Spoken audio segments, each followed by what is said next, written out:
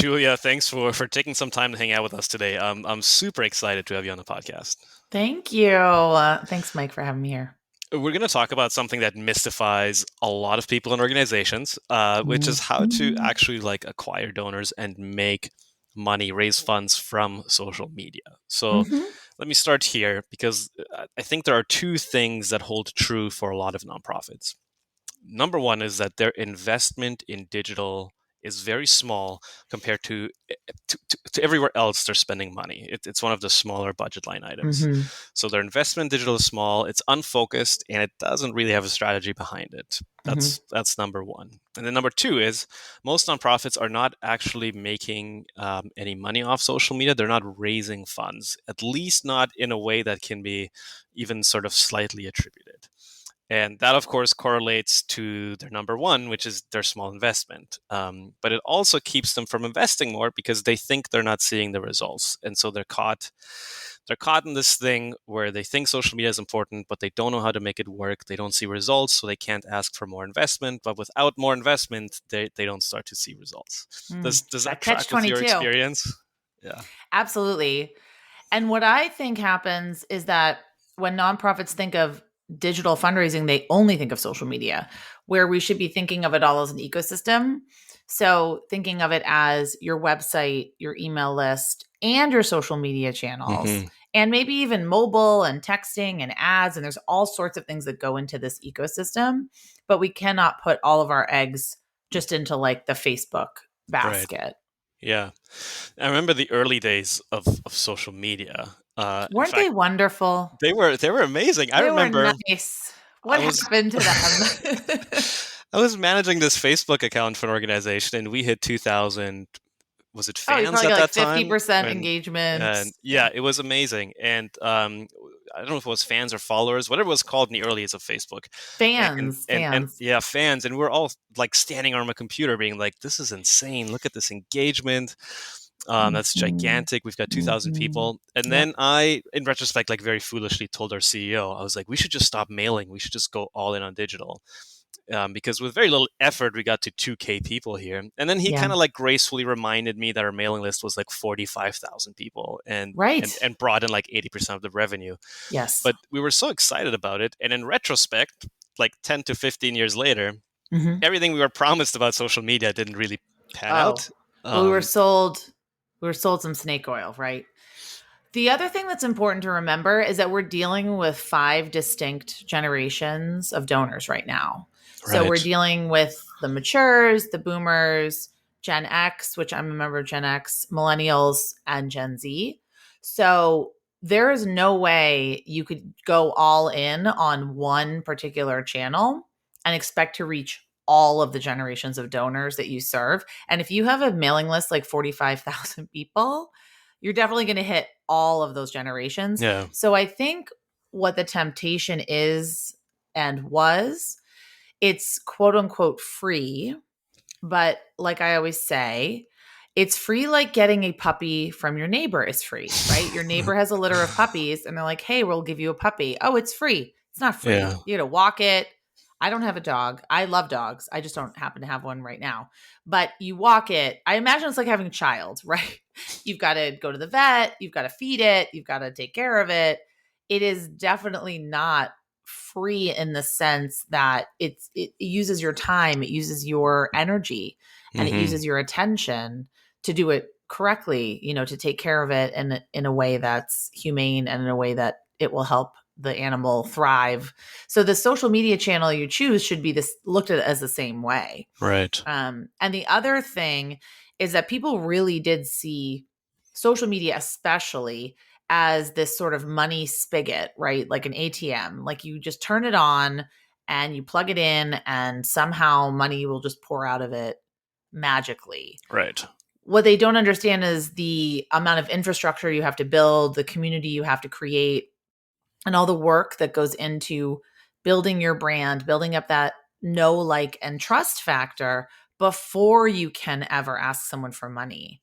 And a really good analogy I just heard on another podcast, a digital marketing podcast, was someone said, what if I just met you in the stairwell and I don't know you and you say, "Hey, would you donate $25 to this Yeah. charity?" I would say, "What are you talking about?" But if you saw me every morning and you said, "Hey, hi, how are you? Um, this is what's going on." Like if we had conversations and you built up that trust, then when you asked me for the money or you asked me to take an action, it would make much more sense and I'd be much more likely to do it. Right. So I do feel like there's just this misconception that we can just sort of turn the lights on and money's going to rain down on us. Yeah, and one of the things we've learned, which we should have known at the time, but one of the things we've learned over the last 10 years just from online culture is that Mm-hmm. people have gotten so used to going online not to give, but to Yeah. get, right? Right. And that should have made sense at the time already, but somehow we thought everybody was gonna, if we build it, they're just gonna come, they're gonna give us money, it's gonna be Oh. great. Mm-hmm. And so now there's a lot of disillusionment, and I don't think there's any disillusionment among marketers or fundraisers who to like they all get it. There might be disillusionment in terms of like top leadership and boards who are often setting budgets and Mm-hmm. Mm-hmm. who may have a different understanding of social media. And for the focus for the purposes of this podcast, let's just stick with social media as part of the ecosystem. Sure. So Yeah. if we talk about that, can we just start out by can you give our listeners sort of the business case for why social media still matters in 2021? Oh, I love this one. So, your board members don't use Facebook. Okay, awesome. Well, 5 billion people use it or something crazy. What, 3 billion? So, you are not your donor. Your board members do not represent, like I said, those 5 generations of donors. And they might represent one generation of donors if they are like many boards that I have worked with and been on, they might represent the older spectrum.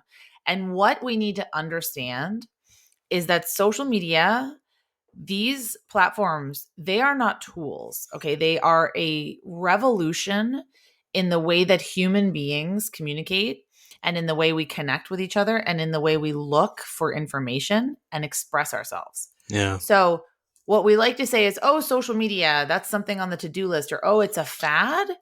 It's a revolution. It's completely changed business. It's changed publishing. It's changed fundraising. It's changed human interaction. I mean, it's fundamentally changed for better or for worse. I mean, that's another whole Yeah. debate that we can talk about. I mean, in But some it's cases, it's rewired our brains. it's Yeah. rewired our brains. Exactly. Now, it's interesting to me because we just bought my daughter a phone. She's 12. We resisted it for as long as we could. I was way on the spectrum of like, I don't want her to have a phone. I hate that everyone has phones and it's expected. And my husband was very rational and he said, you know what? We can't fight it, but what we can do is do it in a responsible way. And we can Right. do it on our terms and we can show her, we can teach her, she can go along this journey with us and we can make it on our terms. And I think that's what we need to understand about social media is we can't fight it, right? You can't fight it. You can Yeah. hate it all day long and you can certainly take a digital detox or not be on it, do whatever you need to do, but you do have to recognize that it's there and we have to recognize the power that it has. And like you just said, the fact that it's completely rewired human communication and connection. So we have to understand that and we have to kind of get our footing and figure out how can we use these powerful tools for good. And that's really what I try to do with Yeah. my clients with my courses. Right.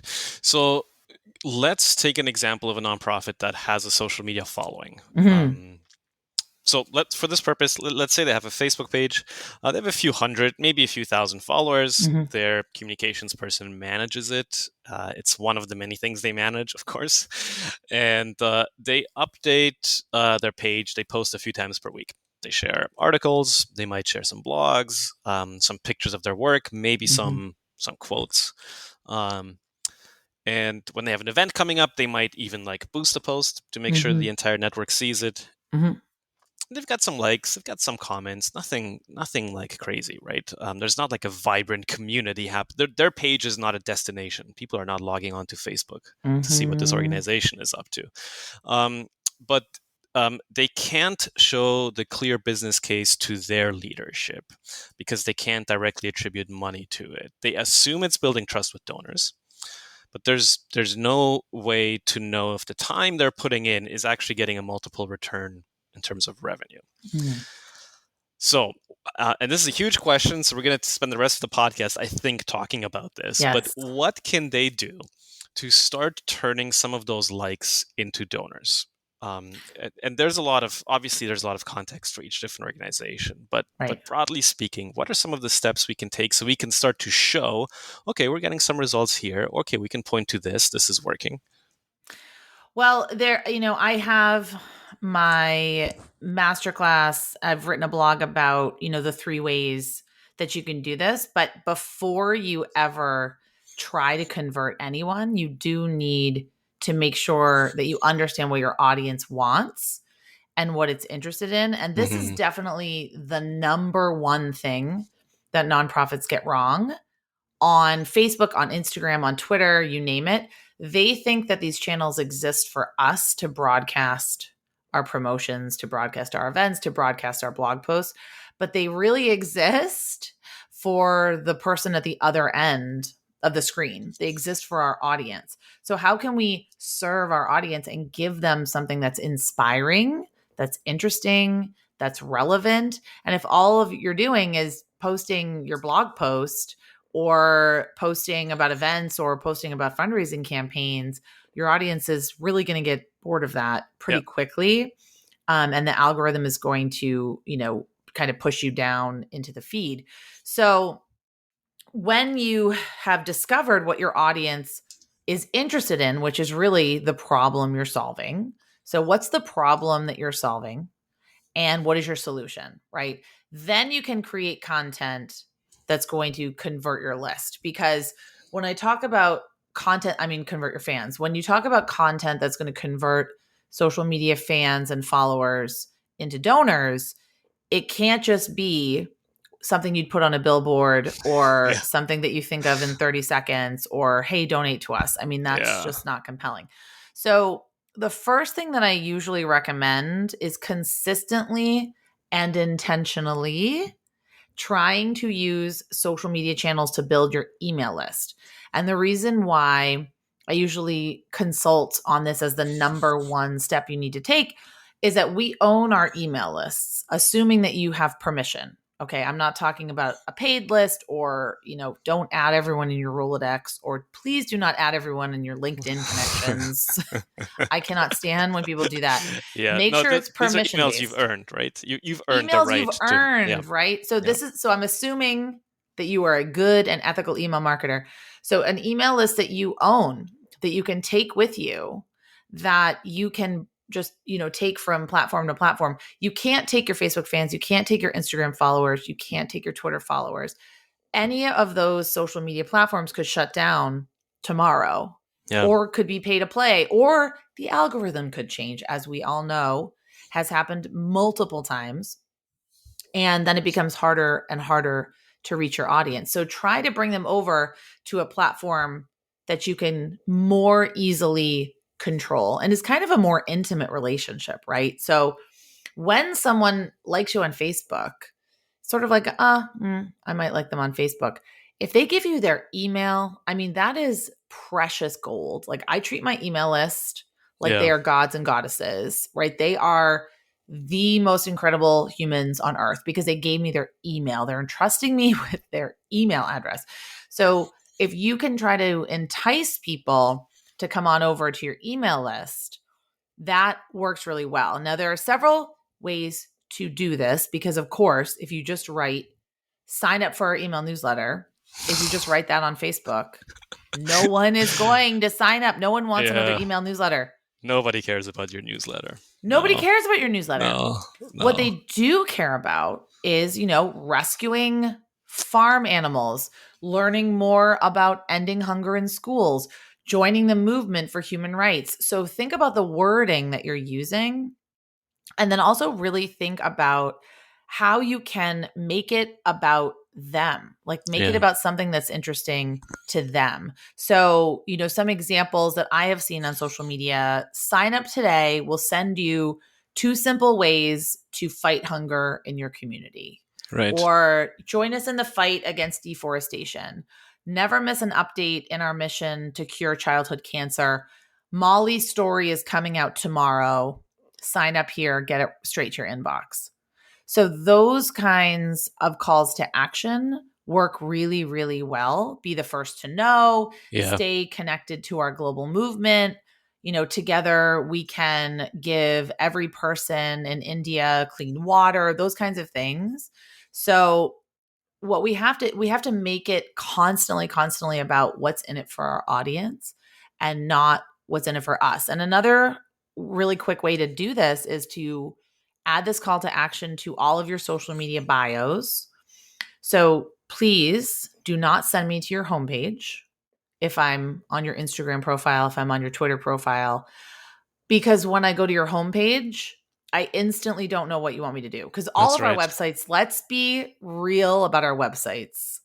They're a mess. There's so many calls to Yeah. action. There's so many tabs. Tell me what you want me to do and send me directly there. Yeah, So they're even yeah, worse for local organizations I that have to know. balance this thing about like beneficiaries will come on the website, Oh yeah. and donors. And so Mm-hmm. half the website is about, do you need help? Here's our food bank hours, or here's this, or here's who you connect with this. And donors don't And mind that, but when you're asking a donor to do something, send them directly to the that's page you right. want them to go Yep, to. exactly. So as you're talking, I just jotted down here like this all just strikes me as like on your, because we're talking Facebook, but on Mm-hmm. Facebook, on social media, how are you going to create belonging for your people? Longing.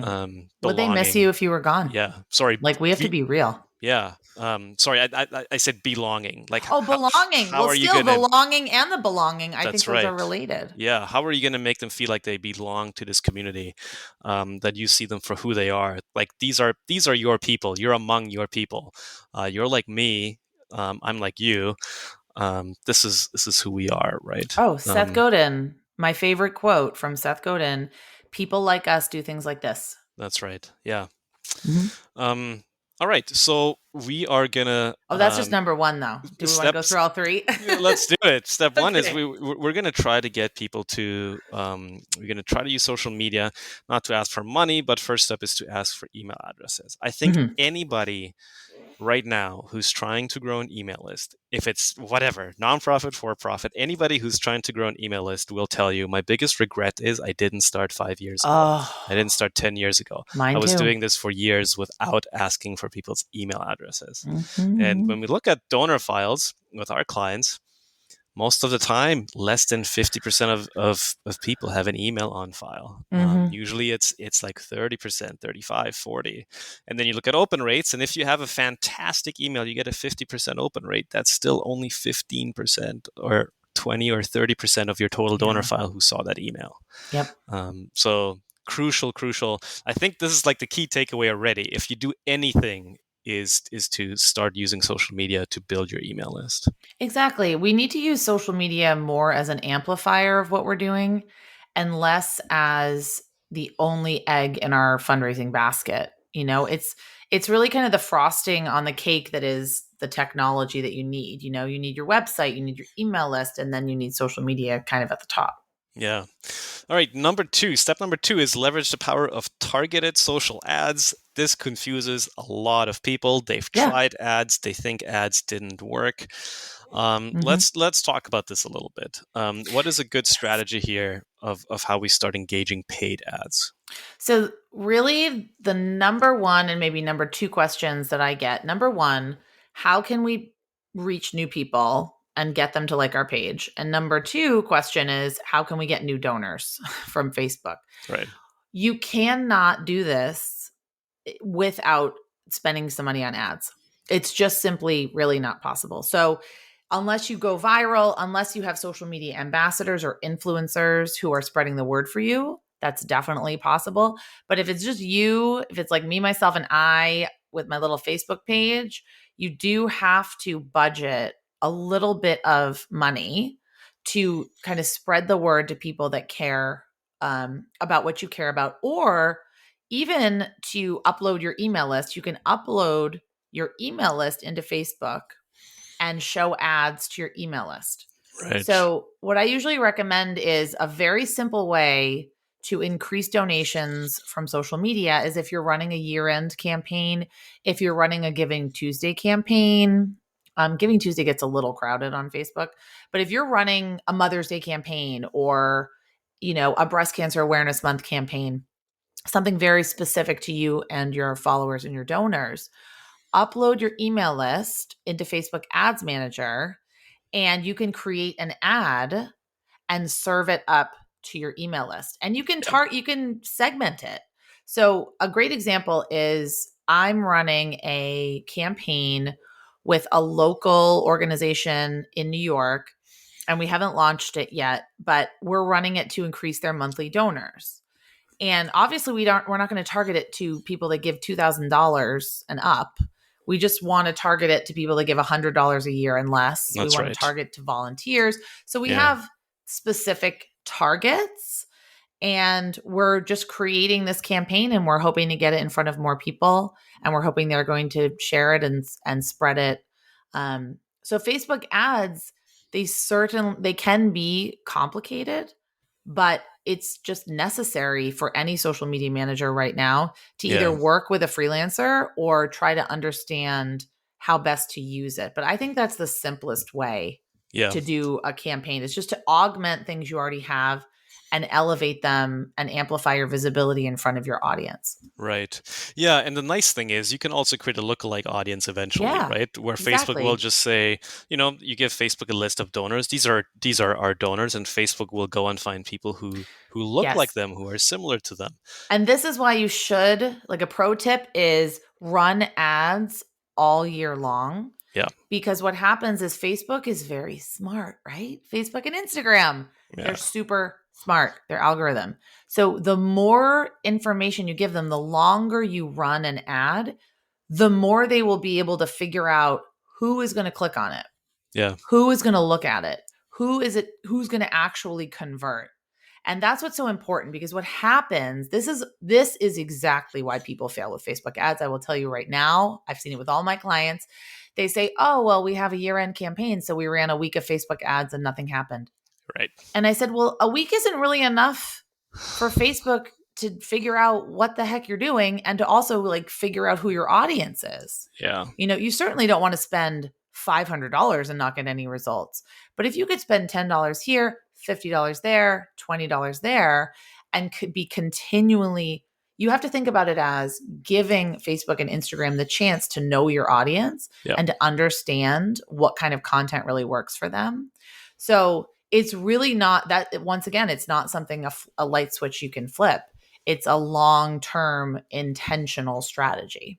Right. Yeah. So rather than going out spending a lot of money on a short amount of time, Yeah. there's definitely Spend a a little bit of money. huge upside to put together a little budget, run ads year round, and Mhm. and Facebook's algorithm will get trained in the background, and it will get smarter every time Mhm. somebody clicks on your ad, and Exactly. that And only means yeah, that your spend in the future will go down and down and down per conversion. exactly. Exactly.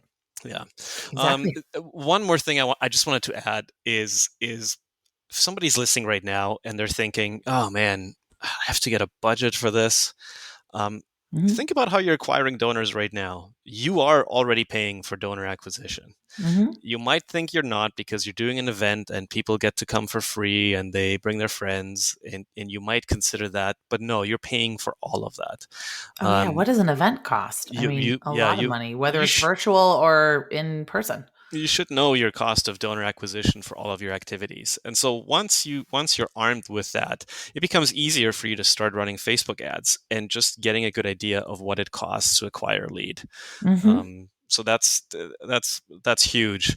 Um, quick question for you, Exactly. Julia, Sure. which is the difference between cold traffic and warm traffic, and we can get into the weeds here, Right. but just for people to quickly understand that ads will always work better with your warm audience, which is Mhm. which is your donors.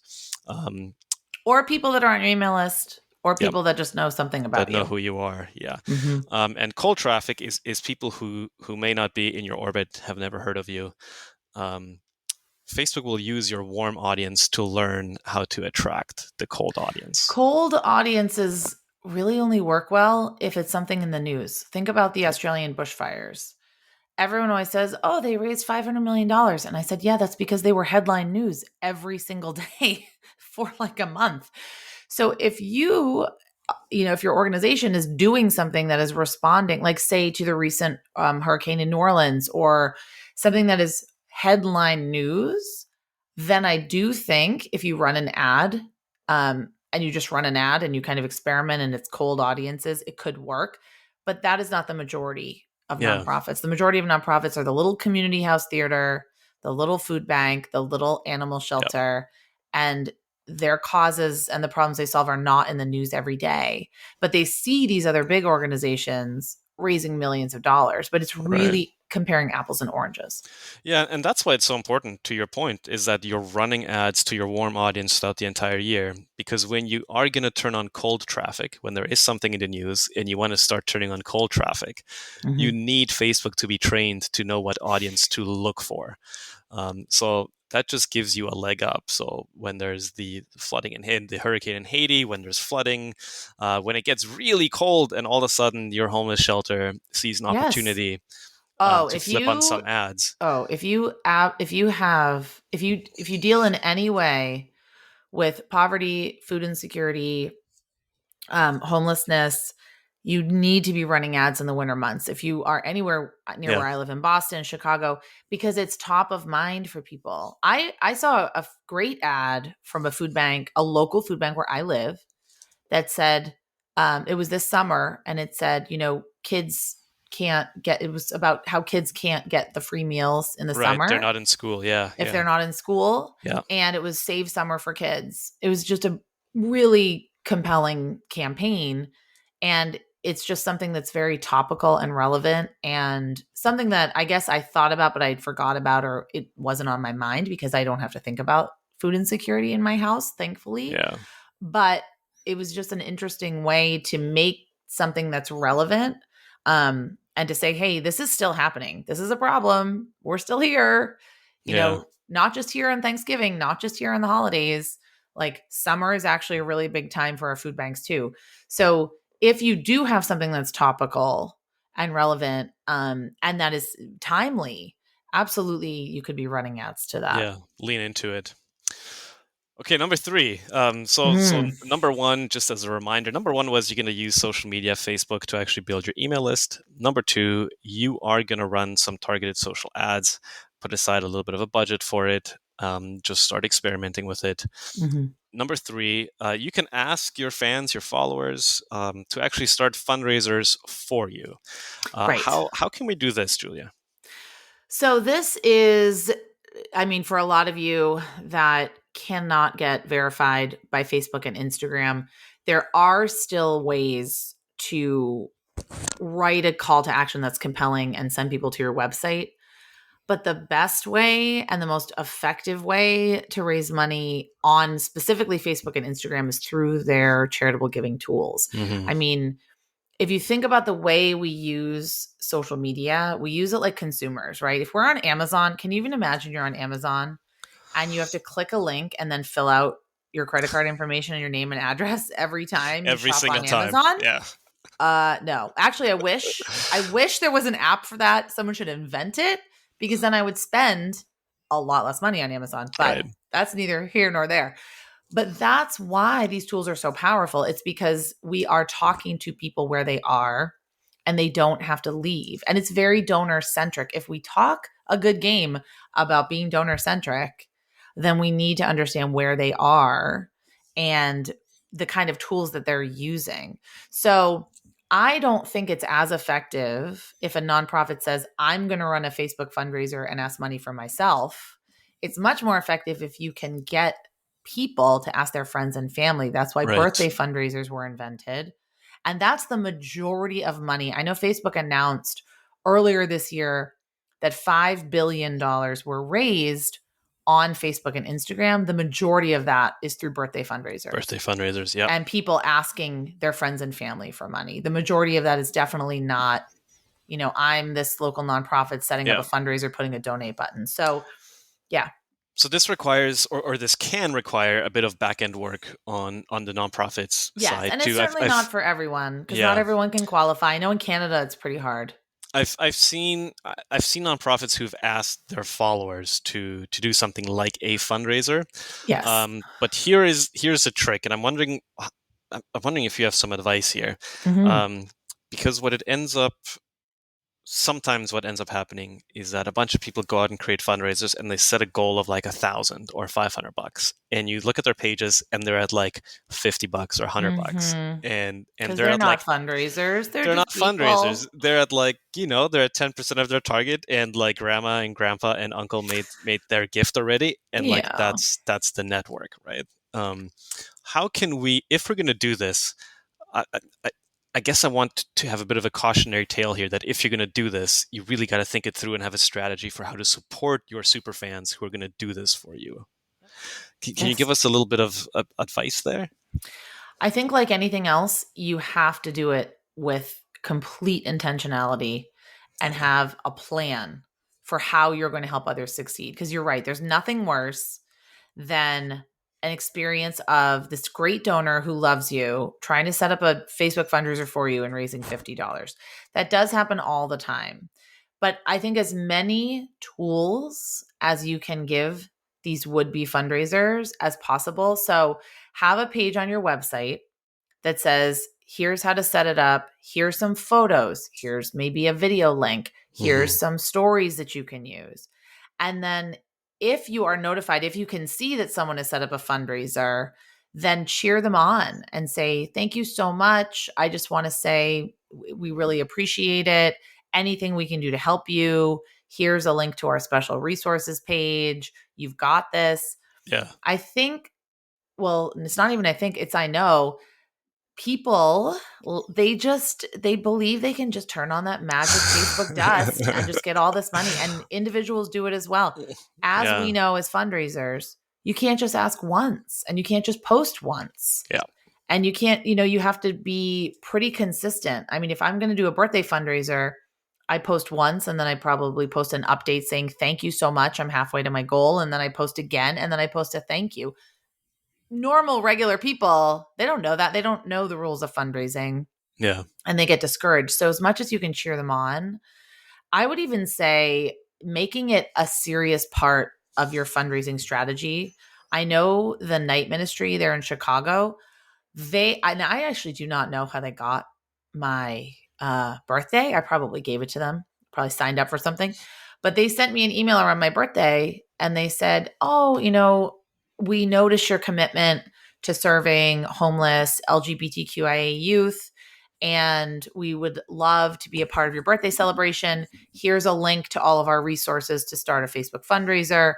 Here's a link to some graphics you could use on Instagram. They Okay. kind of gave me everything I needed. Yeah. And it wasn't in a pushy way. It was more like, we know this cause is important to you, and we would just love to be a part of your birthday celebration. And if not, Yeah. no worries. It's like they thought of you ahead of time, right? Just in case you wanted to do this. We Mhm. already think about you. We prepared some stuff for you. You can use it if you want to. Exactly. It's very Exactly. thoughtful. It's a good way of serving your donors. And the net positive out of everything, even if whoever holds a fundraiser for you does not end up raising a lot of money, the net positive is the fact that that Mhm. person held a fundraiser for you. You've got a Oh, pretty special donor on your hand, and yes. so they've now raised their hand and they've said, "I'm really committed." And so the way you steward that person in and of itself can pay off in the long run. I want to tell a story of a client that I have. Her name is Andrea. She runs an organization called the Duo Project, and they work to end the dog meat trade in China. So Mm.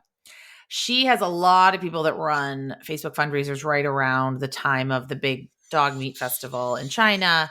She posted on each of their pages a personal thank you and a picture of her and her dog, who's called Duo, and just real that heartfelt thank you with that picture. I mean, people just lost their minds. They loved it. Yeah. Yeah, I love that.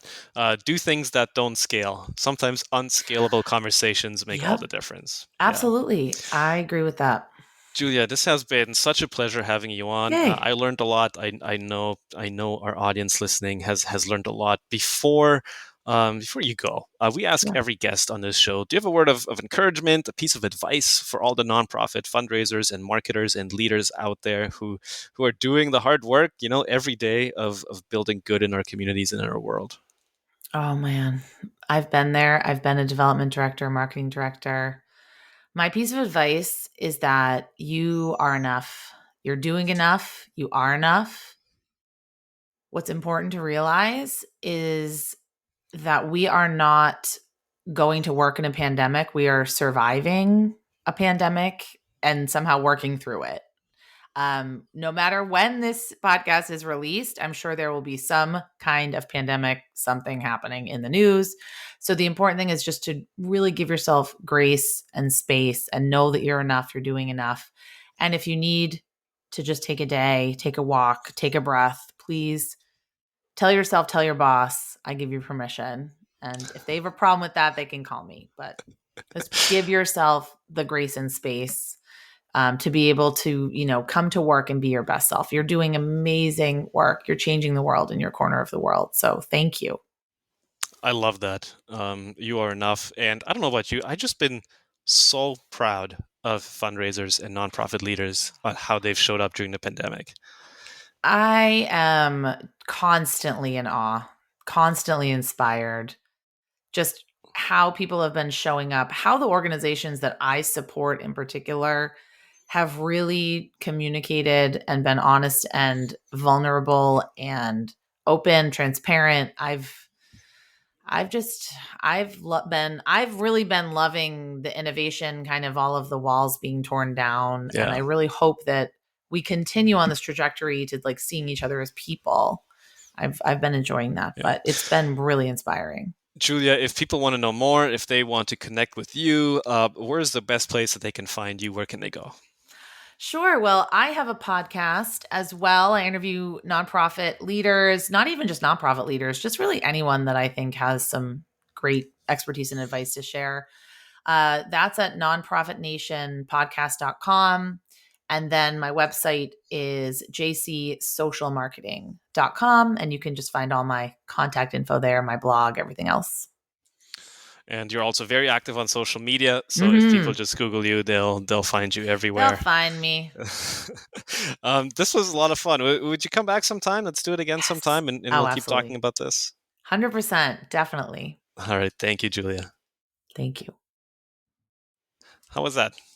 That was great. Cool. Let me Oh, just. I love Zencaster. I've just started. I'm going to start using it. So, Um, yeah, I'm on the. I'm just going to stop the recording. I think it doesn't hang up our call. It just stops the recording.